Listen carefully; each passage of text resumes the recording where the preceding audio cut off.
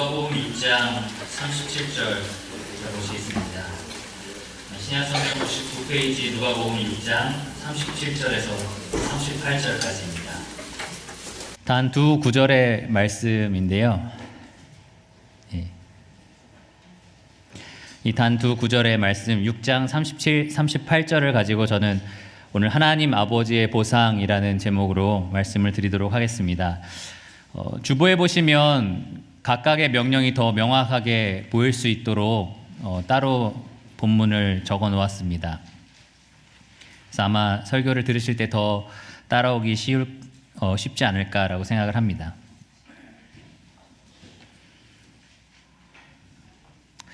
저희가 지금 어떤 말씀들을 듣고 있냐면 예수님께서 제자들을 가르치셨던 내용을 듣고 있습니다. 예수님께서 12 사도들을 산 위에서 부르셔서 선출을 하시고 그들을 데리고 평지로 내려오셨는데요. 그리고 나서 이제 제자들에게 말씀하시기를 시작하셨습니다. 그것을 저희가 오늘까지 세 차례에 걸쳐서 말씀을 듣고 있습니다. 다음번에 누가복음을 할 때 저희가 네 번째로 마지막으로 제자들에게 하셨던 말씀을 다룰 거고요.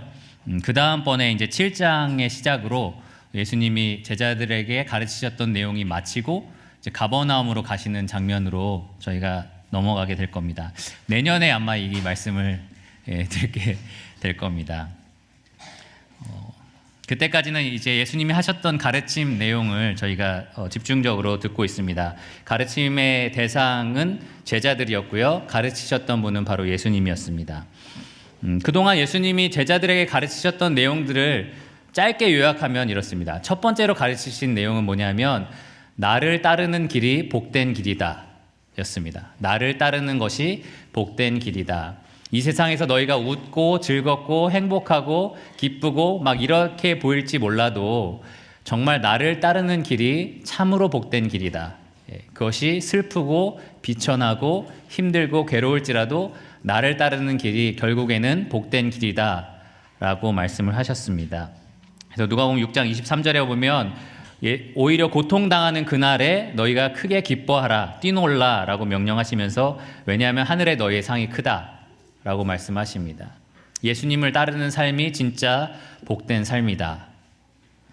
그리고 나서 예수님이 하신 말씀, 지난주에 저희가 다뤘던 말씀인데요. 너희가 서로 사랑하라. 이 예수님을 따른다는 것이 무엇인지 분명하게 말씀하셨습니다. 바로 우리가 서로 사랑하는 건데요. 그냥 사랑하는 것이 아니라 그리스도의 사랑을 가지고 사랑하는 것입니다. 그리스도의 사랑이 얼마나 탁월하고 위대했는지 저희가 지난번에 살펴보았습니다. 그 정의에 있어서 한마디로 그 의미에 있어서 너무나 달랐고요.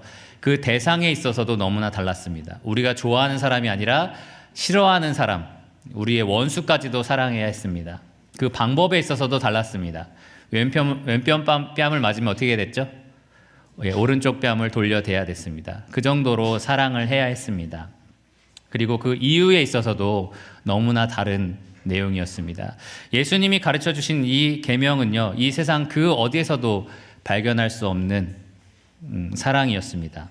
예수님은 나를 따르는 사람은 그러한 사랑을 해야 한다라고 명령을 하셨습니다. 그래서 누가복음 6장 36절 오늘 본문의 바로 전 구절을 보면 너희 아버지의 자비로우심 같이 자비로운 자가 되라 라는 말씀을 하고 있습니다. 바로 그것이 두 번째 예수님의 가르침을 종합적으로 설명하고 있습니다. 너희 아버지가 자비로운 것처럼 너희도 똑같이 그 자비로 서로 사랑하라. 여러분, 이 예수님의 가르침이 이해하는 데 어려움이 있습니까? 서로 사랑하라라는 의미가 무엇인지 잘 모르겠습니까? 나에게 원수로 대한 사람을 오히려 선대하고 그를 위해서 기도하라라는 명령 자체가 우리가 이해하기가 좀 어려운 명령입니까? 그렇진 않습니다. 사실 이해하기 참 쉬운 명령입니다. 그 의미를 아는 데는 사실 어려움이 없습니다. 하지만 그것을 지키는 것은 어떻습니까? 만일 여러분의 아이를 누군가 의도적으로 해쳤다면 그를 위해서 여러분 선대하고 기도해 줄 수 있습니까? 참 쉽지 않은 명령입니다. 저희가 곰곰이 생각하면 할수록 예수님의 이 명령은 참으로 지키기가 어려운 명령입니다.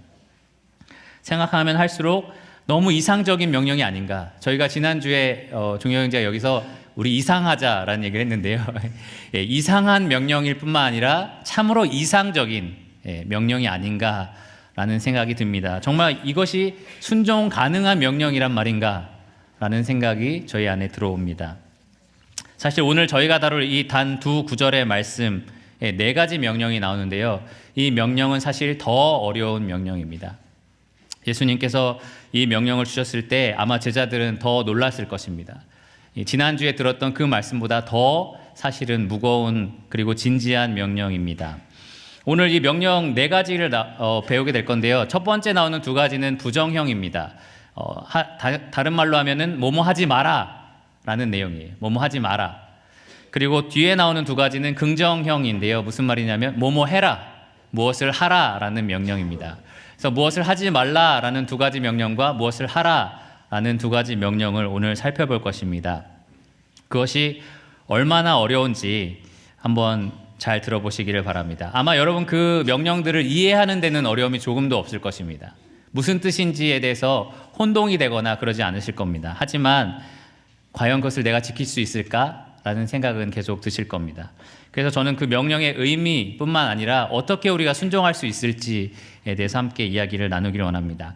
오늘 본문이 두 구절이라서 굉장히 짧기 때문에 다 같이 한번 읽어봤으면 좋겠습니다. 누가복음 6장 37절과 38절입니다. 다 같이 읽어보겠습니다. 시작. 비판하지 말라. 그리하면 너희가 비판을 받지 않을 것이요. 정죄하지 말라. 그리하면 너희가 정죄를 받지 않을 것이요. 용서하라. 그리하면 너희가 용서를 받을 것이요. 주라. 그리하면 너희에게 줄 것이니 곧 후히 주르고 흔들어 넘치도록 하여 너희에게 안겨주리라. 너희가 헤아리는 그 헤아림으로 너희도 헤아림을 도로 받을 것이니라.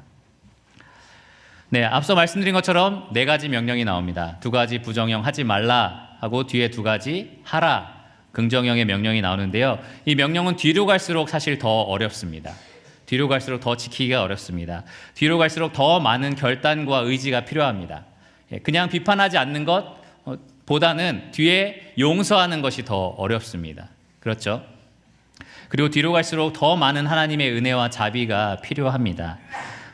한마디로 말하면 그리스도의 사랑, 하나님의 자비를 더 많이 드러내는 것이 뒤로 갈수록 더 그렇습니다. 또 다른 특별한 점은 각각의 명령 뒤에 바로 그리하면이 따라 붙습니다. 명령에 대한 결과인데요. 너희가 이것을 순종하면 이런 일이 있을 것이다 라는 결과가 나옵니다. 예를 들면 첫 번째 명령 비판하지 말라 다음에 그리하면 너희도 비판을 받지 않을 것이다 라는 결과가 나오는데요. 두 가지 의미가 될 수 있습니다. 우리가 누군가를 비판하지 않으면 우리도 다른 사람으로부터 비판을 받지 않을 것이다. 그러니까 사람과 사람의 문제죠. 내가 남을 비판 안 하면 남도 나를 비판하지 않을 것이다 라는 의미가 될 수 있고요. 두 번째로는 사람 대 하나님의 이야기가 될 수 있습니다.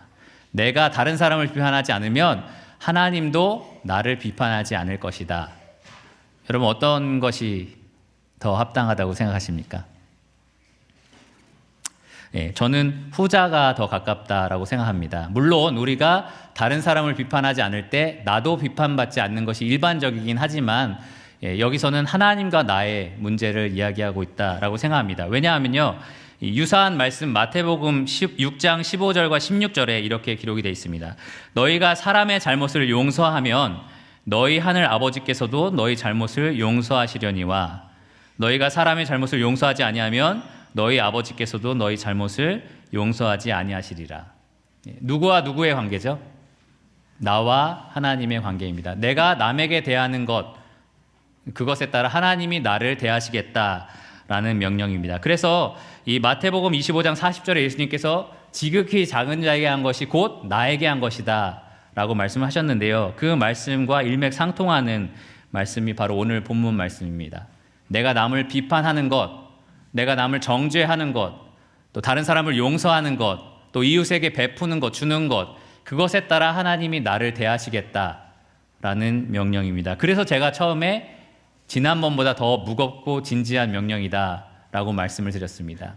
단지 이렇게 해야 하는 것뿐만 아니라 그것에 따라 하나님이 나를 대하시겠다라는 내용이 오늘 들어가 있기 때문입니다. 요약하면 38절 마지막에 있는 내용이 오늘 본문의 핵심인데요. 바로 우리가 헤아리는 그 헤아림으로 우리도 하나님으로부터 헤아림을 도로 받게 될 것이다. 그것이 바로 오늘 본문의 요약 부분입니다. 그래서 제가 제목을 하나님 아버지의 보상이라는 제목을 붙였습니다. 두 구절인데 서론이 길죠? 근데 여러분이 이해하시고 따라오시는데 도움이 되시라고 말씀을 드렸습니다. 4가지 명령 등장하고요. 그 다음에 갈수록 더 어려운 명령이고 또 그 명령에 대한 결과로 하나님의 보상이 기록이 되어 있습니다.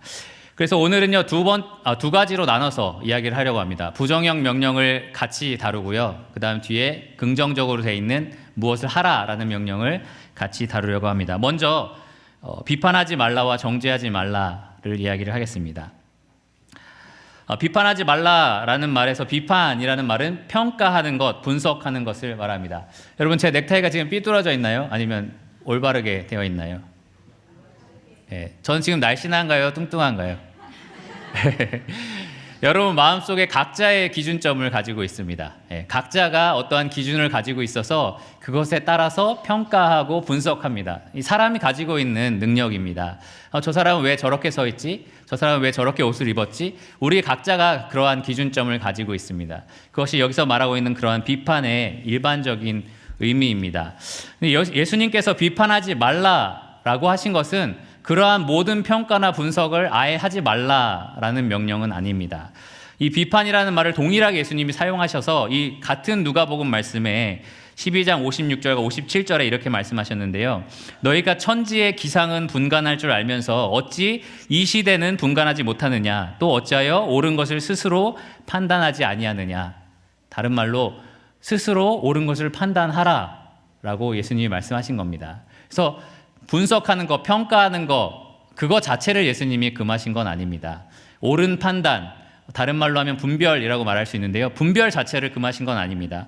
마태복음 7장 15에서 23절에 보면 거짓 선지자를 분별해서 내어 쫓을 것을 명령을 하셨고, 사도 바울도 교회에서 죄를 짓는 성도들에 대해서 분별해서 그들을 회복시켜야 될 것에 대해서 고린도전서 5장 1절에서 5절에 말씀을 하였습니다.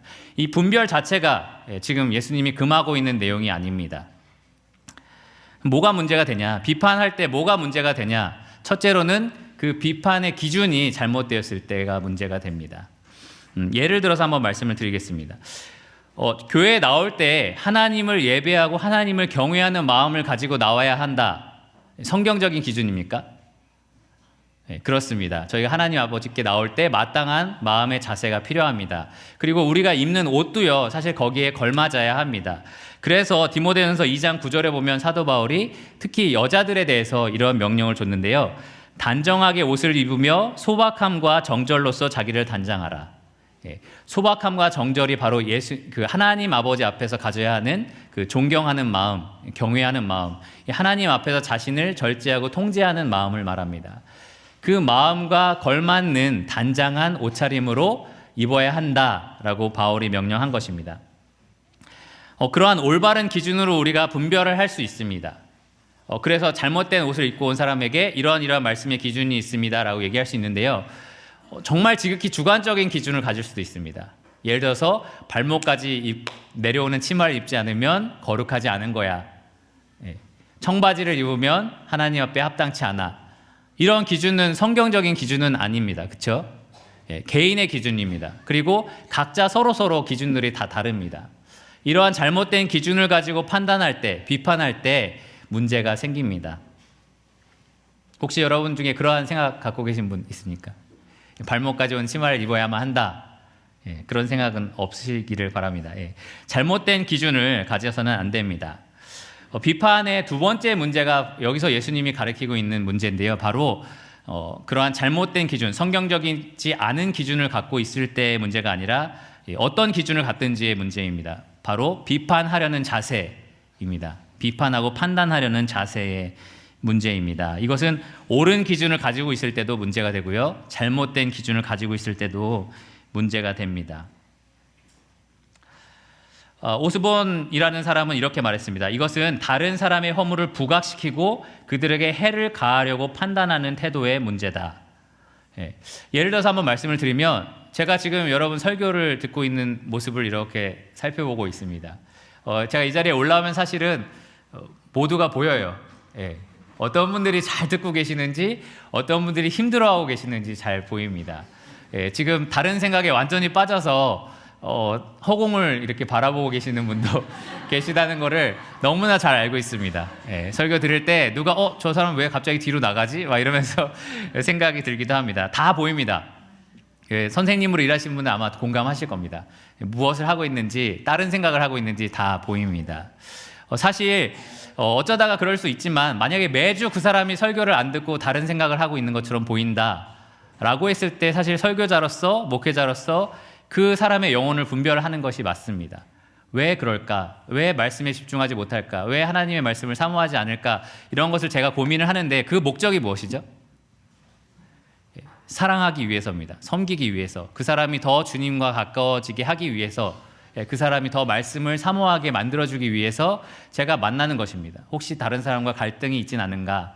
혹시 나에 대한 미움이 있지 않은가? 그런 것들을 만나서 이야기를 해보면서 더 주님과 가까워지라고 그러한 분별을 하는 것입니다. 그런데 이러한 분별의 마음이 그 분별하고자 하는 그러한 마음으로 바뀔 때, 그러한 잘못된 태도로 바뀔 때, 그 사람의 잘못을 부각시키고 싶어하는 그러한 잘못된 자세로 바뀔 때 아주 잘못된 비판이 되고 맙니다. 저 사람은 왜 저렇게 설교를 듣지? 저 사람 영적으로 저런 수준일 거야. 이러한 비판들로 바뀌어버리게 됩니다. 예수님이 여기서 말씀하시는 비판하지 말라의 비판이 바로 그러한 비판입니다. 그 사람이 잘 되기를 바라는, 그 사람을 사랑하고 싶어하는 목적은 전혀 들어있지 않습니다. 다만 그 사람의 잘못을 부각시키고 그 사람에게 해를 끼치고 싶은 겁니다. 직접적으로 제가 여기서 입을 열어서 지금 10번째 줄에 앉아 계신 분 왜 그렇습니까? 라고 얘기는 하진 않지만 마음속에서 그 사람을 모욕하거나 조롱할 수 있는 것입니다. 그것이 예수님이 금하고 있는 비판의 문제입니다. 저 사람을 도와줘야겠다, 섬겨야겠다, 그런 마음이 이 마음속엔 전혀 있지 않고요. 오히려 판단하고 정죄하고 그리고 마음속으로 비난하고자 하는 마음만 남아있는 그러한 비판입니다. 사람은 참 신기한 게 본성적으로 비판하는 걸 좋아합니다. 제가 잘하고 있는 게 뭐가 있습니까? 라고 얘기하면은 별로 얘기하지 않습니다. 근데 잘못하는 게 뭐가 있죠? 좀 고쳤으면 하는 거 얘기해 주세요 라고 하면 정말 끝없이 이야기할 수 있는 게 사람입니다. 저희 아내도 가끔 내가 잘하고 있는 거 몇 가지 얘기해 달라고 하면 제가 내일까지 꼭 얘기해 주겠다고 얘기를 하는데, 그만큼 사람은 부정적인 얘기는 쉽게 할 수 있는데요, 좋은 얘기들을 쉽게 하지 못하는 게 사람입니다. 운전할 때 여러분 보통 혼자 운전할 때 많이 하는 것 중에 하나가 바로 이 비판입니다. 저 사람은 왜 깜빡이도 안 켜고 들어오지?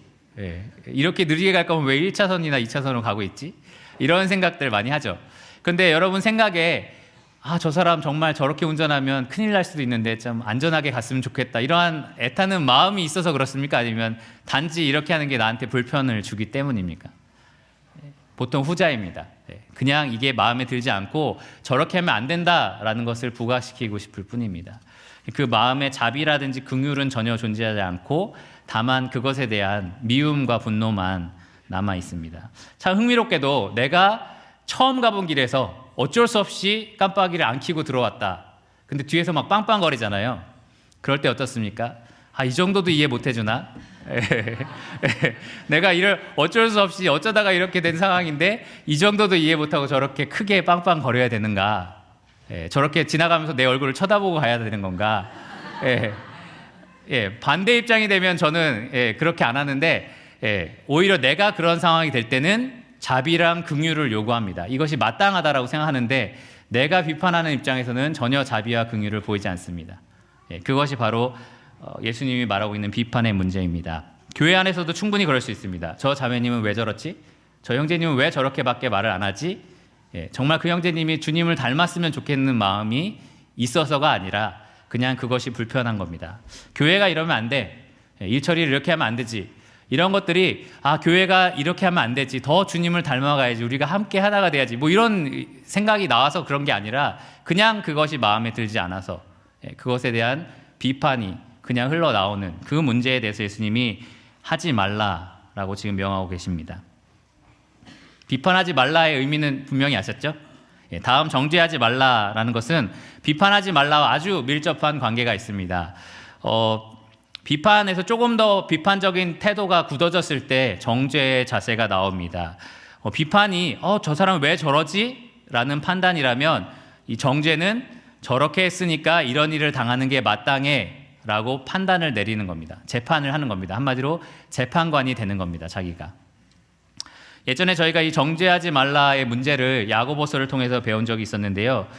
정죄의 문제는 결국 교만의 문제입니다. 내 마음이 아주 교만하다는 것을 말합니다. 하나님만이 이 모든 사람을 심판할 수 있는 권세가 있습니다. 죽은 자와 산 자를 심판하시는 분은 오직 하나님 한 분이다 라고 성경은 말하고 있는데요. 내가 남을 정죄한다면 사실 그 하나님의 자리에 내가 올라가고 있는 것입니다. 그래서 아주 무서운 죄가 이 정죄의 문제입니다. 찰스 스윈돌 목사는 이렇게 말했습니다. 주님은 인간에 대한 심판을 그분의 독점적인 영역으로 따로 남겨두셨다. 그런데 우리가 그것을 쟁취하려고 하는 것이 바로 이 정죄의 문제입니다. 스윈돌 목사는 계속해서 우리는 옳고 그른 것을 분별하고 하나님이 기뻐하시지 않는 악행을 경고하기를 주저해서는 안 되지만 그렇다고 사람들을 심판하는 자리에 앉아서도 안 된다. 우리는 죄를 판단할 수는 있지만 인간의 심판자는 오직 하나님뿐이시다 라고 말을 합니다. 여러분이 지금 속으로 남을 비판하고 정죄하고 있다라는 것을 느끼시려면 내가 지금 정죄하는 건가 아니면 옳은 판단을 하고 있는 건가 라는 걸 생각해 보시려면 다음과 같은 걸 생각해 볼 수 있습니다. 만약에 여러분이 무언가 잘못하고 있는 사람을 보거나 어떤 사람의 잘못에 대한 소식을 들었을 때 내 마음속에 교만이 흘러나온다면 나는 저러지 않아. 적어도 나는 저런 일은 한 적이 없어. 라는 어떤 우월감이라든지 그 사람과 나는 다르다라는 생각을 갖는다든지 그러한 마음이 여러분 마음속에 들어온다면 이 정죄의 죄를 짓고 있는 것입니다. 오히려 나도 저럴 수 있지. 나도 저렇게 실수하는 사람이지. 나도 하나님 앞에서 정말 죄인이지 라는 겸손한 마음이 그 안에 있다면 이런 정죄하지 않는 예수님이 지금 명령하신 것처럼 정죄하지 않을 수 있는 힘이 생깁니다. 비판과 정죄의 근본적인 문제는 결국 그 안에 긍휼과 자비의 자리가 없습니다. 용서하고자 하는 마음이 없습니다. 저 사람 저렇게 잘못했으면 저런 처벌을 받는 게 당연해. 그 사람은 더 이상 용서받을 수도 없어 라는 생각이 그 안에 가득한 것입니다. 뿐만 아니라 교만의 마음이 가득합니다. 나는 너랑 달라. 나는 너보다 나아. 사실 정죄하는 사람들이 다 직접적으로 나는 저 사람보다 훨씬 나아 막 이렇게 직접적으로 얘기하지는 않습니다. 하지만 그 마음에 나도 이 사람처럼 실수할 수 있는 사람이고 죄인이야 라고 진짜로 인정한다면 그런 정죄가 흘러나오기는 쉽지 않습니다. 그래서 정죄와 비판의 문제 그 마음 중심에는 교만의 문제가 있습니다. 그래서 예수님께서는 그것을 하지 말라라고 하십니다. 그리고 그리하면이라고 말씀을 하시면서 그 아주 두려운 말씀을 하고 계십니다. 그리하면 너희가 비판하지 않으면 하나님도 너희를 비판하지 않을 거다. 너희가 정죄하지 않는다면 하나님도 너희를 정죄하지 않을 거다라고 말씀을 하십니다. 반대로 얘기하면 어떻죠? 너희가 비판한다면, 너희가 정죄한다면 하나님 아버지도 너희를 비판하실 것이다, 정죄하실 것이다 라고 얘기할 수 있습니다. 그래서 사실 이 말씀이 두렵습니다. 만일 하나님이 여러분을 비판하신다면 어떨까요? 하나님 여러분들의 마음속에서 일어나고 있는 작은 생각들도 다 알고 계십니다. 아무도 눈치채지 못하는 여러분 마음속에서 일어나는 모든 생각들을 다 알고 계십니다. 아무도 모르는 곳에서 여러분이 했던 행위들을 하나님은 다 알고 계십니다. 여러분의 일거수일투족을 다 알고 계십니다. 여러분이 누워 자고 깨는 것을 아시고 모든 말과 행동들을 다 알고 계신 분입니다. 그분이 여러분을 하나하나 비판하기 시작하신다면, 그 옳은 거룩한 기준을 가지고 여러분들을 비판하기 시작하신다면 살아남을 수 있겠습니까? 아마 불가능할 겁니다. 하나님이 여러분을 정죄하신다면 어떻습니까? 그 죄에 대해서 하나하나 다 죄값을 치르게 하신다면 어떻겠습니까? 그렇다면 하나님 앞에 살아남을 자가 아무도 없을 것입니다. 그래서 사도 바울은 로마서 2장에 비판과 판단의 문제에 대해서 이렇게 말을 하고 있습니다. 로마서 2장을 저희가 한번 같이 살펴보겠습니다. 신약성경 241페이지입니다. 조금 말씀이 8절까지 있기 때문에 같이 한번 찾아보시면 더 확실하게 이해가 되실 것 같습니다. 로마서 2장 1에서 8절이고요. 신약성경 241페이지에 있습니다. 누가복음으로 다시 돌아올 거니까요. 누가복음에 손가락을 끼시고 아니면 주보를 끼워 넣으셔도 좋고요. 로마서 2장 1절입니다. 241페이지입니다. 로마서 2장에 보면 비판과 판단의 문제에 대해서 이렇게 말을 합니다. 그러므로 남을 판단하는 사람아, 누구를 막론하고 내가 핑계하지 못할 것은 남을 판단하는 것으로 내가 너를 정죄함이니 판단하는 내가 같은 일을 행함이니라. 우리 모두가 하나님 앞에서는 다 죄인입니다. 이런 일을 행하는 자에게 하나님의 심판이 진리대로 되는 줄 우리가 아노라. 이런 일을 행하는 자를 판단하고도 같은 일을 행하는 사람아, 내가 하나님의 심판을 피할 줄로 생각하느냐? 혹 내가 하나님의 인자하심이 너를 인도하여 회개하게 하심을 알지 못하여, 하나님의 인자하심으로 우리가 회개를 하게 되었는데도요, 그의 인자하심과 용납하심과 길이 참으심이 풍성함을 멸시하느냐? 우리는 그러한 인자하심과 긍휼하심과 자비하심을 맛봤으면서 그 인자하심 때문에 우리가 회개하게 되었으면서 남을 판단한다는 것입니다.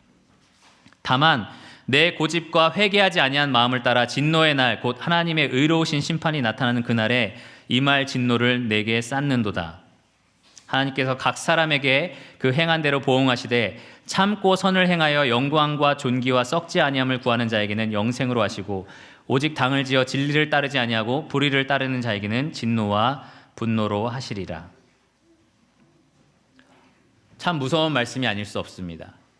이 말씀을 통해서 저희가 알 수 있는 것은요, 물론 하나님을 믿는 자들에게는 비판받거나 정죄당하는 일이, 그러니까 영원한 지옥으로 빠지는 일이 없겠지만 하나님이 이만큼 비판과 판단하는 문제를 진지하게 다루신다는 것입니다. 이 문제의 본질이 무엇인지 로마서에 나와 있는데요, 뭐냐면 우리는 큰 은혜를 받은 사람들입니다.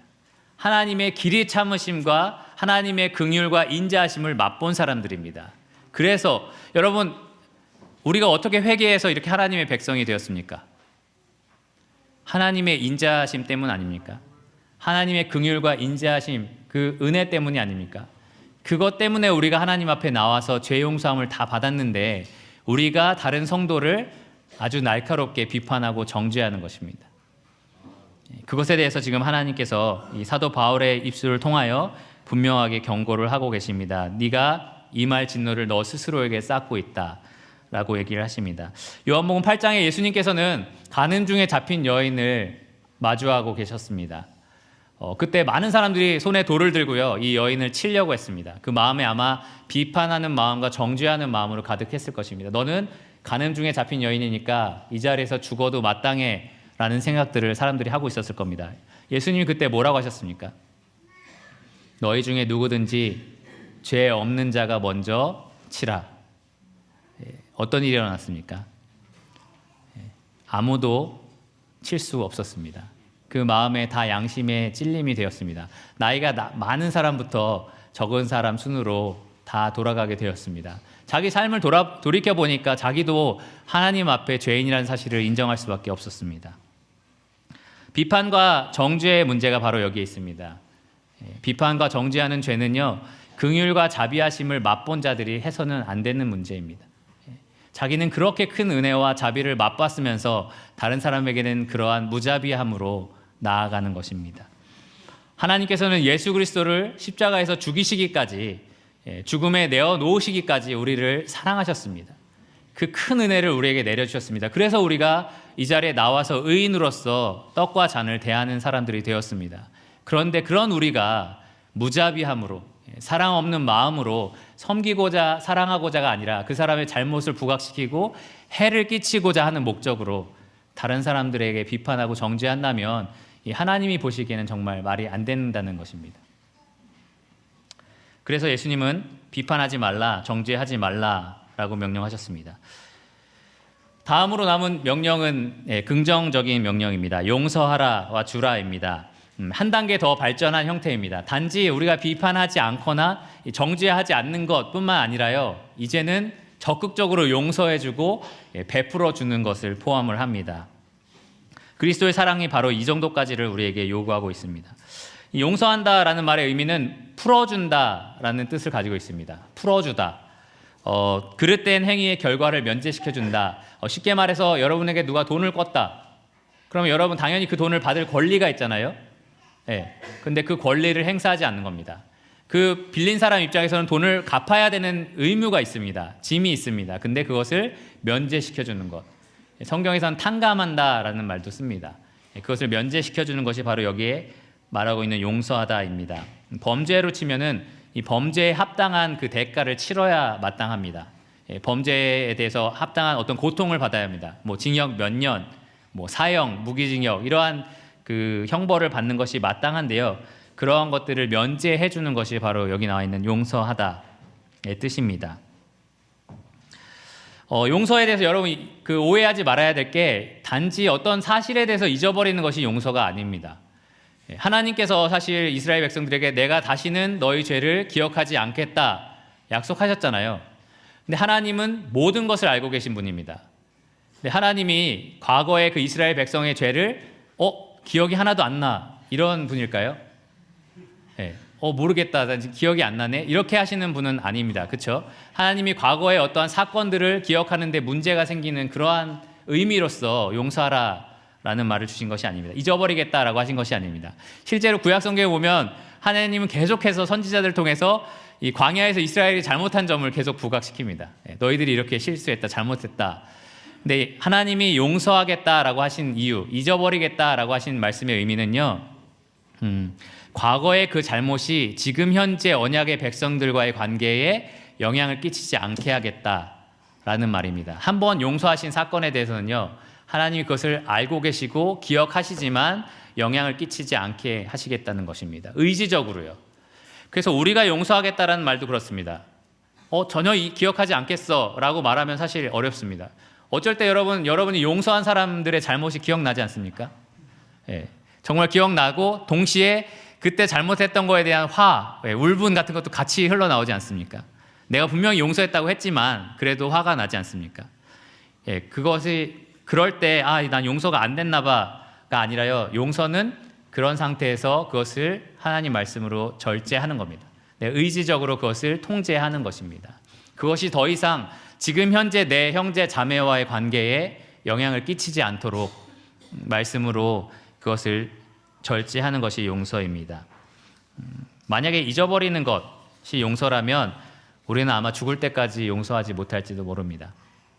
진정한 용서는 하나님께서 그렇게 하셨듯이 하나님이 하신 그 약속에 신실한 겁니다. 내가 다시는 기억하지 않겠다. 내가 용서하겠다 하고 말씀하신 그 말씀에 신실한 그것이 바로 용서입니다. 우리는 사실 용서하는 것이 본성적으로 어렵습니다. 눈에는 눈, 이에는 이. 참 좋아하는 말씀이죠. 누가 내 눈을 다치겠다. 그 사람도 눈을 다치는 게 마땅하다. 저희가 그런 생각을 많이 합니다. TV 드라마 보십시오. 아버지의 원수, 어머니의 원수 똑같이 갚아주겠어. 그거 볼 때 어떠세요? 저런 죄인이 있나? 용서해야지. 이런 생각이 드십니까? 아니면은 시원하다, 통쾌하다 그런 생각이 드십니까? 저는 잘 모르겠습니다. 그 통쾌한 마음이 같이 드는 동시에 그렇게 내용이 즐겁다는 생각은 안 들어요. 그런 거 보면서 참 내용이 갈수록 어두워진다. 결국 행복한 사람은 아무도 없다라는 생각이 들게 됩니다. 그런데 하여튼 우리 마음속에는 본성적으로 갚아주는 것, 내가 받은 만큼 돌려주는 것이 아주 통쾌하고 좋은 것 같습니다. 내가 억울한 일이 있다, 고통스러운 게 있다, 그걸 그대로 갚아주는 게 참 좋은 것입니다. 내가 왼쪽 뺨을 맞으면 그 사람도 왼쪽 뺨을 때려야 된다. 나에게 그럴 권리가 있다라는 생각을 우리가 갖습니다. 그런데 예수님은 그런 제자들에게, 우리랑 똑같은 그런 본성을 갖고 있는 제자들에게 용서하라라고 말을 합니다. 어떻게 이 명령에 순종할 수 있을까요? 아까 제가 용서하다가 풀어주다라고 했는데요. 어떻게 보면 우리가 용서해야 되는 대상을 우리 마음속에 가둬두고 있는 것 같습니다. 감옥, 우리 마음의 감옥이라는 곳에 내 화가 풀릴 때까지, 내 그 억울함이 다 해결될 때까지 가둬두는 것 같습니다. 어떻게 하면 우리가 그 굳건한 감옥의 문을 풀어서 그 사람을 해방시켜 줄 수 있을까요? 과연 어디서 그런 힘이 나올 수 있을까요? 예수님의 다음 명령을 살펴보시면 주라라는 명령이 나옵니다. 이것은 용서하다 보다 더 발전된 개념인데요. 나에게 빚진 사람의 빚을 탕감해 줄 뿐만 아니라 그 사람이 지금 경제적으로 어렵다면 내가 돈을 빌려서 그 사람에게 지원해 주는 것까지 이야기를 합니다. 한마디로 내가 그 사람을 용서해 줄 뿐만 아니라 그 사람의 필요를 돌아봐 주는 것까지 포함을 합니다. 예수님의 명령은 단지 용서하는 것에서 그치는 것이 아니라 그 사람의 필요를 돌아보는 적극적인 사랑까지 포함을 합니다. 지난번에 저희가 배웠던 사랑과 굉장히 유사합니다. 나의 겉옷을 뺏으려는 사람에게 속옷까지 내어주는 사랑, 그것이 바로 여기에 주라라는 명령입니다. 쉽습니까? 여러분의 원수가 여러분에게 어떤 해를 끼쳤는데 그걸 용서해 줍니다. 뿐만 아니라 그 원수를 위해서 선행을 베풉니다. 쉽지 않은 일입니다. 여러분의 원수가 무엇을 했냐도 되게 중요하겠죠. 그냥 나쁜 말을 했다. 또 힘든데 만약에 나의 자녀에게 해를 끼쳤다. 만약에 내 건강에 문제를 가져왔다. 내 경제적인 문제에 어려움을 가져왔다. 참 힘든 일이 아닐 수 없습니다. 어떻게 우리가 이걸 할 수 있을까? 참 고민이 많이 됩니다. 제가 예전에 인터넷 기사에서 발견했는데요. 2006년에 있었던 일입니다. 미국의 펜실베니아라는 작은 시골 마을에 있었던 일입니다. 2006년에 10월 정도에 있었습니다. 마치 남사 마을처럼 아주 작은 시골 마을이었습니다. 남촌초등학교, 남사초등학교 반 애들이 별로 없더라고요. 제가 직접 가보니까 각 그 학년마다 저희 교회 애들이 한 명씩 있고 그 학년마다 아이들이 별로 없더라고요. 그러한 아주 작은 시골 마을에서 있었던 일입니다. 아미시라는 마을에 있었고요. 총기 난사 사건이 있었습니다. 10명의 작은 여자 어린아이들을 범인이 잡아서 10명에게 총을 쐈고요. 그중에 5명이 죽임을 당했습니다. 그중에 5명은 부상을 얻었습니다. 이 작은 마을에서 그런 일이 일어나면 어떨까요? 아마 큰 사건이 됐을 겁니다. 이 마을 사람들이 전부 다 알고 아마 큰 논란이 됐을 거고요. 아마 인터넷 기사, 여러분 잘 보시는 실시간 검색 이런 거에도 아마 바로 올라가지 않았을까 합니다. 미국 내에서도 아주 유명한 사건 중에 하나였습니다. 범인은 우유 배달원이었고요. 이 마을 근처에 살고 있었던 사람이었습니다. 이 사건이 더 엄청난 이유가 뭐냐면 그 다음에 이 아미시 마을 사람들이 했던 행동 때문입니다. 그 마을은 마치 우리 유평마을처럼 거의 그리스도인들, 그렇지 않나요? 유평이 그리스도인들로 이루어진 소수 공동체 마을이었습니다. 그 마을 사람들은요, 일단 범인의 집을 찾아갔습니다. 피해자의 부모들이 범인의 집을 찾아갔습니다. 그리고 그 피해자의 남겨진 아내와 아이들을 위로하고 격려했습니다. 그 다음에 그 범인의 아버지를 찾아가서 그 피해자의 부모 중에 한 사람이 그 범인의 아버지의 팔을 감싸 안으면서 우리가 이미 다 용서했습니다 라고 얘기를 했고요. 그 다음에 장례식에 참석을 했습니다. 이 범인의 장례식에 참석한 사람의 절반 이상이 이 피해자의 가족들이었습니다. 그들을 위로하고 격려하면서 진심으로 위로를 했고요. 이 피해자들의 장례식 때 이 범인 가족들을 초청을 합니다. 이것이 가능할까요? 쉽지 않은 일이었을 겁니다. 이 사람들이 천성적으로 용서를 너무 잘하는 사람들이라 가능한 건 아닐 겁니다. 실제로 이런 일들이 있었습니다. 그리고 전국에서 이 미국 전역에서 이 소식을 들은 사람들이 피해자 가족들에게 성금을 보냅니다. 피해자 가족들을 위로하기 위해서요. 그때 이 피해자 가족들이 모여서 이 성금들을 모으고 그 중에 일부를 이 가해자, 이 살인범의 가족들에게도 줘야 한다라고 결정을 합니다. 왜냐하면 그들이 볼 때 이 살인범의 가족들은 살인범의 가족일 뿐만 아니라 사실은 가장을 잃은 피해자다라고 생각을 했기 때문입니다. 이 살인범 때문에 가족을 잃은, 그 자녀를 잃은 한 부모는 어떻게 그렇게 용서할 수 있었습니까? 라고 한 사람이 물어봤을 때 내 힘으로는 도저히 할 수 없었다. 그러나 하나님께서 그렇게 할 수 있게 하셨다 라고 이야기를 했습니다. 참 쉽지 않은 명령이지만 순종한 사람들이 있습니다. 그리고 이 사람들의 순종을 볼 때 우리가 어떻게 순종할 수 있을지 해답을 찾을 수 있습니다.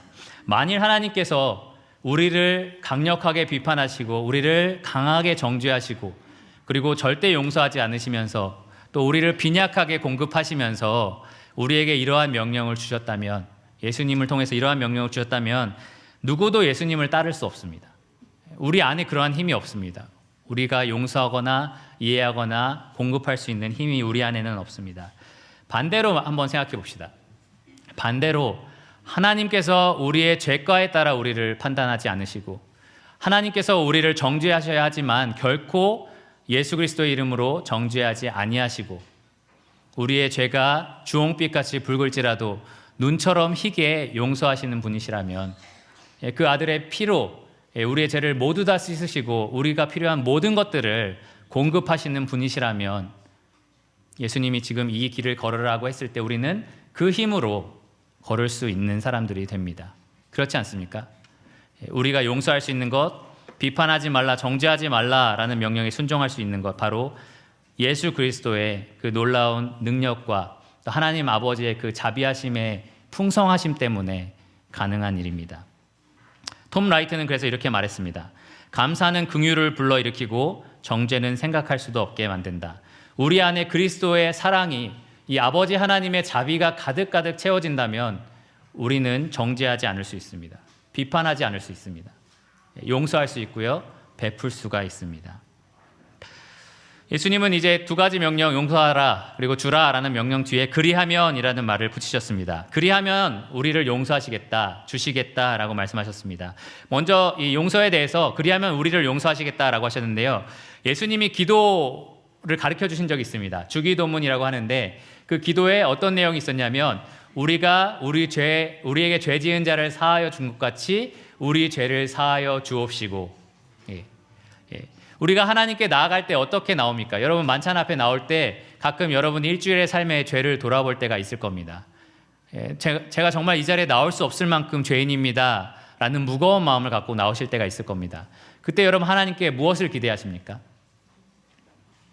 예수 그리스도의 죽으심과 부활하심을 생각하면서 그 자비하심과 은혜로 나를 용서해달라라는 마음으로 나오실 겁니다. 그러한 간절한 마음으로 하나님께 나올 때 다른 사람에 대한 무자비함이 있다라는 것은 모순입니다. 나는 그러한 간절한 이 은혜와 자비를 구하면서 다른 사람에게는 무자비함을 가지고 있다. 그것은 모순입니다. 그래서 예수님은 기도할 때 내가 다른 사람을 용서한 것처럼, 그들에게 자비를 베풀었던 것처럼 나에게 그 자비를 베풀어 달라라고 기도하라고 명령하신 것입니다. 그때 만달란트 빚진 자에 대한 예수님이 그 비유를 들었습니다. 이 만달란트 빚진 자, 우리가 헤아릴 수 없는 만큼의 많은 빚인데요, 그 사람이 주인 앞에서 어떤 일을 받았습니까? 너 다 탕감해 줄게 라는 말을 듣습니다. 그래서 그 사람이 너무 기뻐서 밖으로 나오다가 자기한테 빚진 친구를 만납니다. 그때 그가 어떻게 했죠? 멱살을 잡습니다. 돈 내놔. 돈 당장 내놔. 당장 못 갚으면 감옥에 들어가 있어 라고 얘기를 합니다. 그렇게까지 얘기를 했는데요, 그때 주인이 이 만달란트 탕감받은 종을 불러다가 뭐라고 합니까? 내가 너를 불쌍히 여김처럼 너도 그를 불쌍히 여김이 마땅하지 않냐? 그렇게 묻습니다. 여기서 말하고 있는 예수님의 가르침이 동일한 메시지입니다. 우리가 남을 용서하는 것에 따라 하나님이 우리를 용서하시겠다. 그 주인처럼 하나님이 우리에게 베푸신 자비를 기억할 때 너희도 용서를 베푸는 것이 마땅하다라는 말입니다. 그 다음에 주라 다음에 나오는 내용은 하나님이 우리에게 베푸실 것에 대해서 이야기를 하고 있습니다. 농촌의 배경을 갖고 계신 여기 모친님들은 아마 많이 이해하실 겁니다. 부치님도 이해하실 건데요, 자루에 곡식을 가득 채우려면 어떻게 해야 되죠? 그냥 막 다 부으면 됩니까?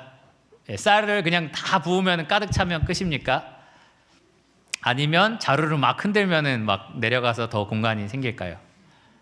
흔들어야 되죠. 흔드는 이유는 뭐냐면 더 많이 가득 채우기 위해서입니다. 사실은 그 위에 더 채우고 해서 마지막에 더 이상 공간이 남지 않을 때 되로 이렇게 담아서 손으로 이렇게 펴가지고 남은 공간에 다 넣고 그 다음에 다시 한번 한 바가지를 더 붓고 이런 식으로 더 이상 한 알갱이도 더 들어갈 수 없을 정도로 가득 부어서 자루에 담습니다. 보통 그렇게 해서 많이 가득 담아줍니다. 특히 이스라엘 백성들은 자루 아니라 주머니가 따로 없는 옷이었기 때문에 이 허리띠 밑으로 긴 옷이었어요. 예수님 생각하면 아시겠죠? 긴 옷이었잖아요. 그래서 허리띠 위로 옷을 빼가지고 그 옷에 공간이 생기잖아요. 거기에 이제 주머니처럼 물건을 담고 다녔다고 합니다. 그래서 여기 보면은 이 가득 담아서 안겨주리라라는 말이 있습니다. 그 주머니에 가득 담아서 내가 이렇게 품에 안는 그러한 모습을 보여줍니다. 예수님께서 이런 말씀을 하신 것입니다. 너희가 다른 사람에게 베푼다면 하나님께서는 이렇게 풍성하게 더 이상 찰 수 없을 정도로 가득가득 너희에게 베풀어 주실 것이다. 가끔 이 강단에서 이러한 말씀을 들을 때가 있어요. 여러분이 다른 사람 용서할 때마다 1,000만 원을 준다면 어떻게 하겠습니까? 그러면 여러분 뭐라고 하죠 보통? 용서하겠습니다. 눈 딱 감고 용서하겠습니다. 이런 얘기를 하잖아요. 왜냐하면 눈앞에 보이는 1,000만 원이라는 가치가 있기 때문입니다. 여러분 지금 이 말씀이 그것을 가리키고 있습니다. 예수님이 하신 말씀에 정확하게 그 내용이 들어 있습니다. 너희가 주면, 너희가 용서하면 내가 풍성히 주겠다. 차고 넘치도록 주겠다. 그것이 1,000만 원의 가치보다 더 대단한 가치일지도 모릅니다. 이 땅에서 주어질 수도 있고요. 하늘나라에서 주어질 수도 있습니다. 단지 우리 눈에 보이지 않기 때문에 우리가 무감각할 뿐이지 정말 하나님은 우리에게 주십니다. 그래서 우리가 남에게 베풀 수가 있습니다. 예수님은 오늘 말씀 이렇게 요약하셨는데요. 너희의 헤아리는 그 헤아림으로 너희도 헤아림을 도로 받을 것이라. 제가 철로역정을 좋아하는데 좋은 번연의 철로역정의 소설을 보면 이 크리스천이라는 주인공이 좁은 문을 통과해서 죄의 짐을 벗어버리는 장면이 나옵니다. 여러분 혹시 아시는 분은 기억하실 겁니다. 그때까지 겪는 몇 가지의 장애물들이 있습니다. 늪이라는 거에 처음에 빠지게 되는데요. 그러한 일들을 겪고 결국 그 죄의 짐을 벗는 장면까지 나옵니다. 좁은 문을 통과하는 장면입니다. 좁은 문을 통과할 때까지 몇몇 장애물을 겪는데요. 죄의 짐을 벗어버리고 이 크리스천은 말할 수 없는 고난을 받습니다. 정말 말도 안 되는 어려움들을 당합니다. 험난한 길을 걷게 됩니다. 참 우리가 볼 때는 구원이 예수님을 믿으면 끝 같지만 사실 예수님을 믿고 나서의 삶이 더 좁고 험한 길입니다. 예수님은 이렇게 얘기하셨어요. 나를 따르는 것이 좁은 문으로 들어오는 거다. 근데 좁은 문을 통과하면 넓고 편한 길이 펼쳐질 것 같지만 좁고 험한 길이 이어진다라고 얘기되어 있습니다. 예수님을 믿고 살아가는 길이 그와 같습니다. 정말 좁고 험한 길입니다. 오늘 들은 말씀을 생각해 보십시오. 남들은 다 눈이면 눈에는 눈, 이에는 이 이렇게 살고 있는데 복수하는 게 맞다. 원수 갚는 게 맞다. 네가 적어도 너가 기가 세다는 것 정도는 보여줘야 된다. 이런 얘기들을 하고 있는데 우리는 용서하라, 주라 이러한 말씀들을 듣고 삽니다. 정말 좁고 험한 길이 아닐 수 없습니다. 하지만 이 길을 먼저 걸어가신 분이 있기 때문에 우리는 이 길을 걸을 수 있습니다. 우리에게 힘을 주시는 분이 있기 때문에 걸을 수 있습니다. 그분은 가장 낮고 낮은 곳에 이 땅에 오신 분이십니다. 그리고 가장 좁고 좁은 길을 홀로 걸어가셨던 분이십니다. 가장 깊은 고통과 슬픔을, 괴로움을 당하셨던 분입니다. 그리고 가장 넓은 사랑으로 모든 인류에게 용서를 베푸셨던 분입니다. 그리고 그분은 지금은 가장 높은 곳에 계셔서 우리에게 이 길을 걸을 수 있는 힘과 능력을 주고 계시는 분입니다. 그래서 우리는 그 힘으로 이 길을 걸을 수가 있습니다. 여러분, 비판하지 않는 것이 힘드십니까? 그렇다면 하나님이 여러분을 어떻게 대하셨는지 기억하시기를 바랍니다. 만약에 정죄하지 않는 것이 힘들다면 그리스도 안에 결코 정죄함이 없다는 사실을 생각해 보시기를 바랍니다. 만약에 용서하는 것이 힘들다면 우리가 어떤 용서를 받았는지 헤아려 보시기를 바랍니다. 남에게 주는 것이 어렵다면 내가 받을 복이 얼마나 큰지 세어 보시기를 바랍니다. 우리는 이 길을 걸을 수 있습니다. 우리가 연약하고 넘어지고 낙심하지만 우리 안에 강력하게 역사하시는 이 하나님의 놀라운 능력과 주권을 믿으면 우리가 할 수 있습니다. 하나님은 반드시 그것을 하시겠다라고 약속하셨습니다. 하나님께서 우리 안에 착한 일을 시작하셨고요. 그것을 내가 반드시 이루겠다라고 약속하셨습니다. 내가 부른 자들을 의롭다 할 것이고 의롭다 한 자를 영화롭게 할 것이다 라고 약속을 하셨습니다. 우리가 그 약속을 믿고요 순종한다면 이 길을, 이 좁고 힘든 길을 걸을 수 있습니다. 그리고 우리가 그렇게 걸을 때 이 세상에 하나님의 사랑을 전파하는 자들이 될 것입니다. 톰 라이트라는 사람은 이렇게 마지막으로 말했습니다. 이 예수님의 가르침에 특별히 놀라운 점이 두 가지가 있다. 첫째는 그 단순성이다. 예수님의 가르침은 명확하고 선명하고 직접적이고 외우기 쉽다. 그렇습니까? 네, 사랑하라 쉽습니다. 외우기 쉽습니다. 둘째는 그 희소성이다. 당신은 정말로 이렇게 사는 사람을 몇이나 알고 있는가? 당신은 이런 지침을 생활 규범으로 삼고 있는 공동체를 몇이나 알고 있는가? 대체 무엇이 잘못인가? 하나님이 변하셨는가? 아니면 하나님이 정말 어떤 분인지 우리가 잊어버렸나? 라고 묻고 있습니다. 저는 여러분들의 이웃, 여러분들의 직장 동료가 이렇게 말했으면 좋겠습니다. 내가 바로 이 지침에 따라 사는 사람을 알고 있습니다.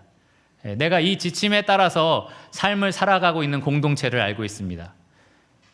여러분의 믿지 않는 친구들이, 가족들이, 직장 동료들이 그렇게 말했으면 좋겠습니다. 내가 예수님의 이 길을 걷고 있는 사람들을 알고 있습니다. 그 공동체가 누구냐? 유평교회입니다. 그 지체가 누구냐? 그 유평교회에 속해 있는 아무개입니다 라고 여러분 주위에 있는 사람들이 말했으면 좋겠습니다. 우리의 자비가 아버지 하나님의 자비하심을 이 세상에 드러내고 있습니다. 우리의 용서가 아버지 하나님의 용서를 이 세상에 선포하고 있습니다.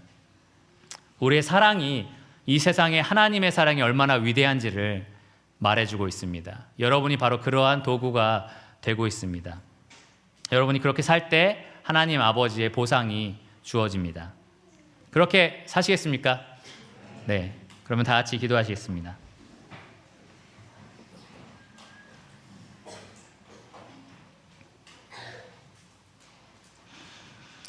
하나님 감사합니다. 오늘 예수 그리스도께서 하셨던 이 말씀들을 들어볼 때 정말로 힘들고 어려운 명령이라고 생각을 합니다. 저희의 연약함들을 생각해 볼 때는 이 명령에 순종하는 것이 얼마나 어렵고 힘든지 모릅니다. 하지만 하나님께서 저희의 영적인 눈을 뜨게 하여 주시기를 원합니다.